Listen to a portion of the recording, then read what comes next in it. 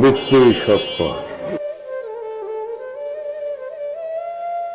আর প্রেম পেলা আবার শেষ থেকে না, এই জন্য যে প্রেম পেলা 52 বছর আমি কাটাচ্ছি, এই জন্য আমার প্রেম পেলায় আমার শেষ থেকে না। পৃথিবীর বুকে এমন একটা নিদর্শনের সাথে আজকে আপনাদের পরিচয় করে দিব, যেটি জানলে আপনিও অবাক হয়ে যাবেন।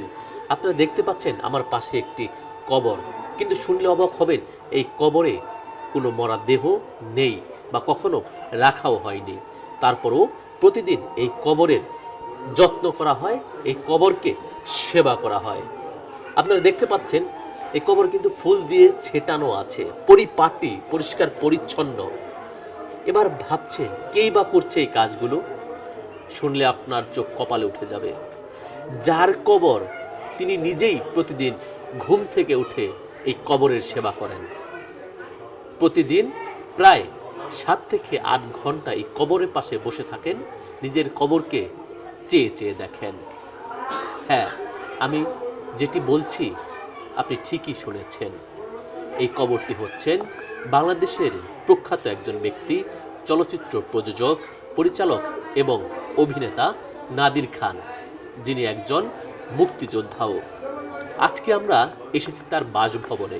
ঠিক তিনি যে ঘরে ঘুমান, সেই ঘরের পাশেই কিন্তু তার এই কবরটি তৈরি করে রাখা।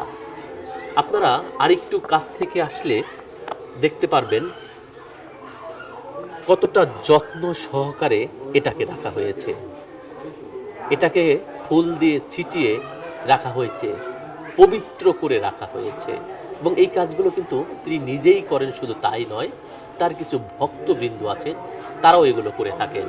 আরেকটা জিনিস আপনাকে জানিয়ে রাখি, তিনি মৃত্যুর পরে সর্বশেষ যে পোশাকটি পরবেন, অর্থাৎ কাফনের কাপড়, এটিও কিন্তু তিনি নিজের হাতে সৌদি আরব থেকে কিনে নিয়ে এসেছেন এবং প্রতিদিন তিনি এটিকে একবার করে দেখেন এবং ভাবতে থাকেন কখন এই পোশাকটি তার গায়ে পরিধান করবেন এবং এই কবরে তিনি শায়িত হবেন।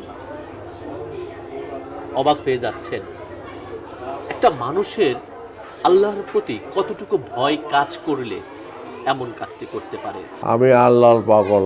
মা ইতিহাস দেখলে দেখবেন এই পৃথিবীতে শ্রেষ্ঠ যারা হয়েছে প্রত্যেকে মায়ের দোয়ায় হয়েছে। এই জন্য মায়ের দোয়া ছাড়া কিছু করতে পারবো না, হবো না।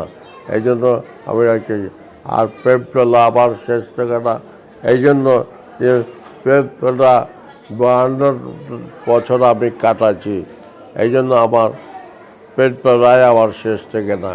আপনারা হয়তো জেনে থাকবেন এই নাদের খান কিন্তু প্রায় 600-রও বেশি চলচ্চিত্র অভিনয় করেছেন, প্রযোজনা করেছেন 200-র অধিক সিনেমায়। শুধু তাই নয়, তার কিন্তু নিজের সিনেমা হল ছিলেন। সেই রমরমা সেই সিনেমা জগৎ থেকে, লাইট ক্যামেরা অ্যাকশনের দুনিয়া থেকে কিন্তু তিনি ফিরে এসেছেন, নিজেকে গুটিয়ে নিয়েছেন। তাই জীবনের পরিশুদ্ধি প্রত্যেকটা মানুষের খুবই দরকার।